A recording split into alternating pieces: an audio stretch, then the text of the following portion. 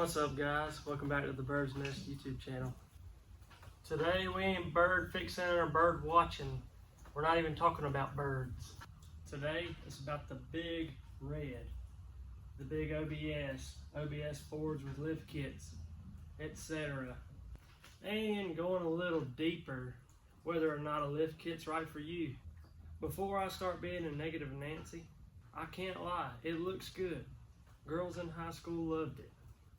May have made me a little bit more attractive to my wife.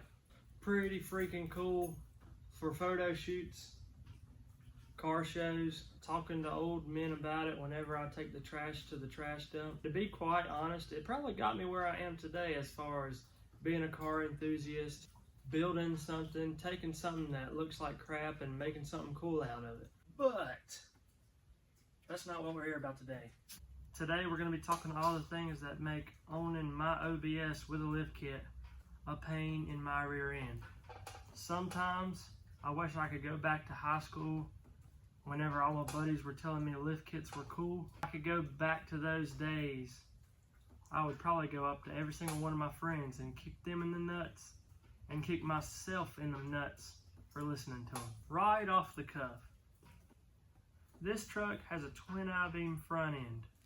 It was designed so both wheels could move independently for better rock crawling, just better overall off-roading capabilities. All that really means is you will never, ever, ever be able to keep this truck aligned. But with either setup, I was back and forth to the alignment shop every month. I paid the light bill at all the alignment shops in my area, and they didn't seem to be doing their job wrong. They had it zeroed in on their computer, but it will always pull to every direction. Weird, because the only time it seems to do okay is whenever I'm pulling something, or I'm towing a camper or a boat, or maybe some dirt bikes or something. If it's raining and say you hydroplane, it just makes for a pretty scary ride. It's just one of those cars that you could never be texting and driving because it takes a lot of focus. Number 3, probably my biggest issue. I cannot express it enough how much of a pain in the butt it is to just do anything in the engine bay. Last week we had a fuel line that busted on the back of the fuel rail behind the clamshell. Had to take the whole upper intake loose. I'm spoiled, man. We got two-post lifts. We've got a covered shop and all the tools you would need to do a simple task like this. The best thing you can do is get you a good steady ladder, climb up in the engine bay, find a good comfy spot to sit, nowhere to put your feet, tools everywhere. Just makes everything in that engine bay a very stressful situation.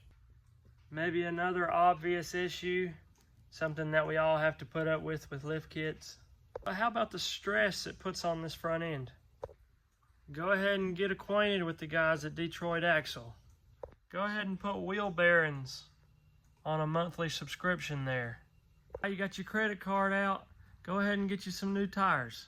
One of the funny things about it though, you can always fool people at a car show. Whenever you pull in, the tires will be cambered way in like a stance car. Little trick, back into your parking spot and it'll look pretty nasty. It's free. Say maybe a kid at that said car show comes up and asks you, you ever take it off the road? Maybe you hit a little mud puddle with it, get mudding. Might as well just walk away. Hate to kill that kid's OBS dreams. And dude, I can't lie. I love the way it looks. Love the response it gets at car shows. Just random guys walking around at the Dollar General parking lot. All the sketchy dudes that hang out outside of a gas station. Love it. I think it looks good too. But is it worth it? Tough question. Gonna have to think on that one. So yeah, it is 4-wheel drive.